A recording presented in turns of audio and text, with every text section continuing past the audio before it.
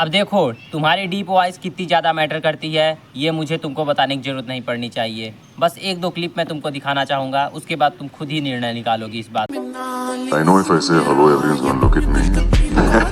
मेरा नाम सक्षम है। मैं दिल्ली के अंदर एक गांव रानीखेड़ा से आता हूँ। और तीनों लोगों के देखो, इन तीनों का चेहरा कोई बहुत ज़्यादा गुड लुकिंग नहीं है, कोई बहुत भयानक जॉ लाइन नहीं है, हाइट भी कोई बहुत एकदम एक्स्ट्राऑर्डिनरी नहीं है, बल्कि ये जो लड़का है ये एक नॉर्मल लड़का है यार। बट सिर्फ और सिर्फ इसकी आवाज़ की वजह से ज़रा इसके कमेंट सेक्शन में एक बार जाना, भाई तू गैंगस्टर है, तुझको एनिमे डब करना चाहिए, भाई की आवाज़ बिल्कुल एकदम खलनायकों जैसी है। अब मैं ये नहीं बोल रहा हूँ कि मेरी आवाज़ बहुत ज़्यादा डीप है, नहीं, एक नॉर्मल बच्चे जैसी है। Number 1 thing is diaphragm breathing. अब देखो दो तरीके से लोग बोलते हैं, जिनकी आवाज़ पतली होती है वो हेड से बोलते हैं, और जिनकी आवाज़ तुमको डीप लगती है वो डायफ्राम से बोलते हैं। और डायफ्राम होता क्या कहाँ है तुम्हारा, यहाँ पे जहाँ पे ये वाली हड्डी रिब केस तुम्हारा ख़त्म होता है ना, वहाँ के नीचे जस्ट तुम्हारे नाभि से हल्का 4 उंगल के ऊपर तुम्हारा डायफ्राम होता है।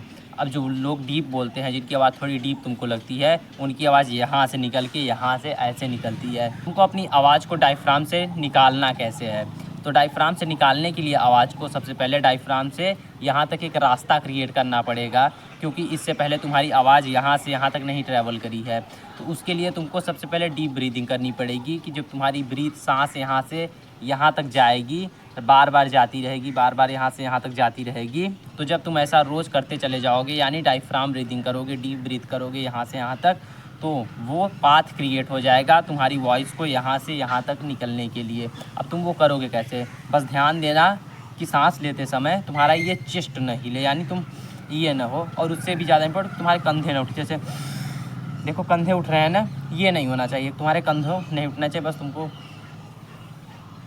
तुम्हारा पेट सीधा फूलना चाहिए। इसे हाथ रख लो पेट के ऊपर और सांस लो, पेट फूलना चाहिए।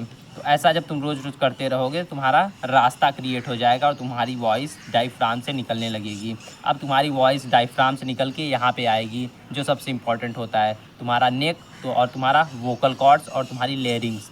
एक चीज़ तुमने नोटिस करी होगी कि जिनकी आवाज़ डीप होती है, या तो उनका नेक बहुत बड़ा बहुत वाइड होता है, अगर और या फिर उनका एडम सेप्पल आगे की तरफ निकला होता है, और उनकी लेयरिंग्स बहुत ज़्यादा डेवलप होती हैं।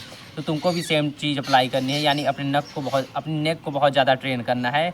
नेक ट्रेन करने से तुम्हारा जब नेक वाइडर और बिगर हो जाएगा, तो तुम्हारी आवाज़ को बहुत ज़्यादा जगह मिलेगी, बहुत ज़्यादा सरफेस मिलेगी। जब तुम्हारी आवाज़ को बहुत ज़्यादा जगह मिलती है तो वो गूंजती है, जैसे पहाड़ों के सामने जब तुम बोलोगे तो आवाज़ तुम्हारी गूंजेगी। सेम है, जब नेक पे तुम्हारे बहुत ज़्यादा जगह मिल जाएगी, वोकल कॉर्ड जब बड़े हो जाएंगे, और वोकल कॉर्ड्स बड़े जब होंगे, जब तुम्हारा नेक बड़ा हो जाएगा, वाइड हो जाएगा, तो तुम्हारी आवाज़ गूंज के निकलेगी बाहर, ऐसे डीप वॉइस। तो ऐसे डीप वॉइस निकलेगी, और जब ट्रेन हो जाएगा, मेरा भी नहीं है। अब तुम्हारी वॉइस के लिए पाथ बन चुका है डायफ्राम एंड तुम्हारा नेक और वोकल कॉर्ड्स। अब तुमको अपने आवाज़ को ट्रेन करना है। अब आवाज़ को कैसे ट्रेन करोगे, आवाज़ को 2 तरीके से ट्रेन करोगे। एक बाहर की आवाज़ को ट्रेन करना है, यानी हायर नोट्स को, और एक अंदर की आवाज़ को, यानी लोअर नोट्स को।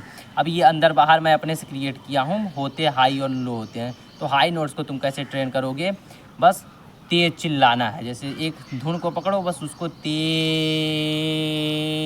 बोलो, और लो मतलब कोई धुन पकड़ो और उसको धीरे अंदर की तरफ लेते चले जाओ। लाइक तुमको चिल्लाना है, जैसे मुंह पे तौलिया लगा करके ऐसे। मैं तो चिल्ला नहीं पा रहा हूँ, तुमको देख के बहुत तेज़, मतलब तकिया लगा कर, तौलिया जो भी होता है लगा करके चिल्लाना है, तो वहाँ से तुम्हारे हाइयर नोट सही हो जाएंगे।